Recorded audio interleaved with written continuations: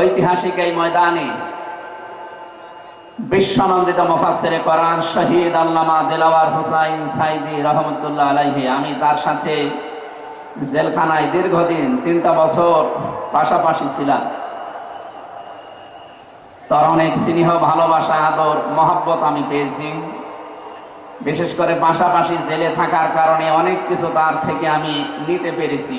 আল্লাহ যেন ওগুলো আমার প্র্যাকটিক্যাল লাইফে সেট করার তৌফিক দান করে।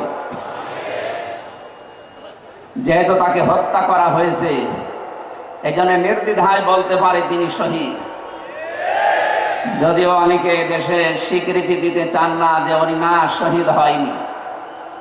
আপনাকে কি আবার শহীদ হয়ে আবার মৃত্যুবরণ করে দেখানো লাগবে যে আমি শহীদ হলাম?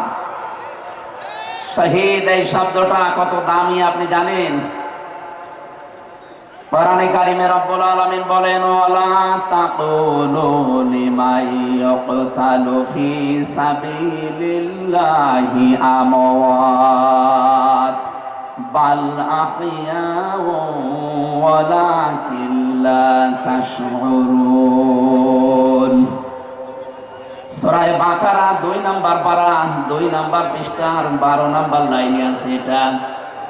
আল্লাহ বলেন, মুখ দিয়ে বলবা না যারা আমি আল্লাহর জন্য শহীদ হয়েছে তাদের মরে গেছে, মৃত্যুবরণ করেছে, তারা মৃত, এ কথা বলবা না। বরং তারা জীবিত, কিন্তু তোমরা টের পাও না।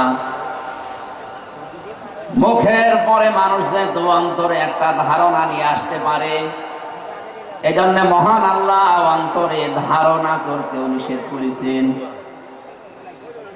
ولا تحسبن الذين قتلوا في سبيل الله أمواتا بل أحياء عند ربهم يرزقون।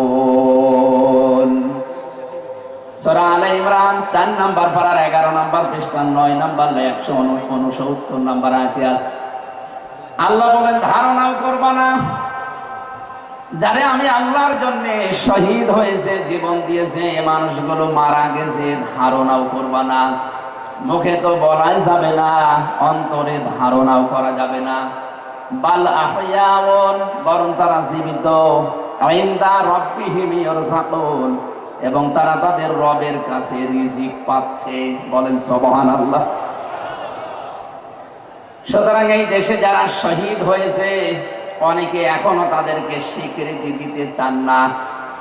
বিশেষ করে 2006 সালের 28 অক্টোবর থেকে শুরু করে 2024-এর 5 আগস্ট পর্যন্ত এ দেশের জন্য, মানবতার জন্য, ইনসাফের জন্য, ন্যায় বিচারের জন্য, মানবতার জন্য, বৈষম্য দূর করার জন্য যারা জীবন দিয়েছে, নির্দ্বিধায় আমরা বলতে পারি এ মানুষগুলো শহীদ।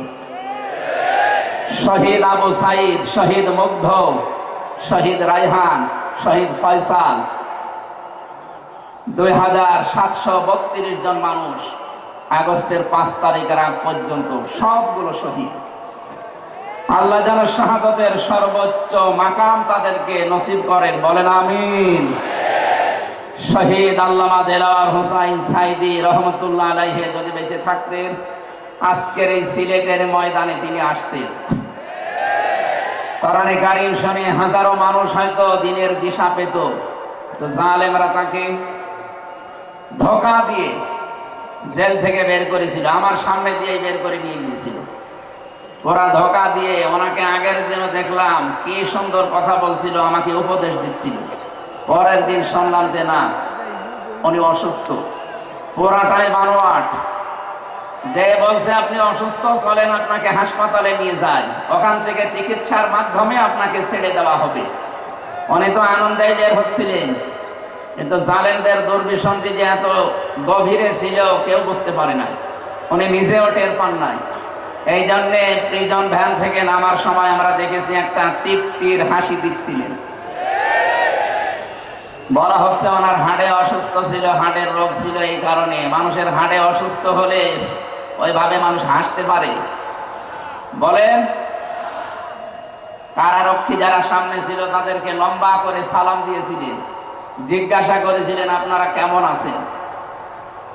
একজন হাড়ের রোগী অসুস্থ মানুষ এই কথাগুলো বলতে পারে না, তার মানে এখন পুরাটা পরিষ্কার, তাকে হত্যা করা হয়েছে।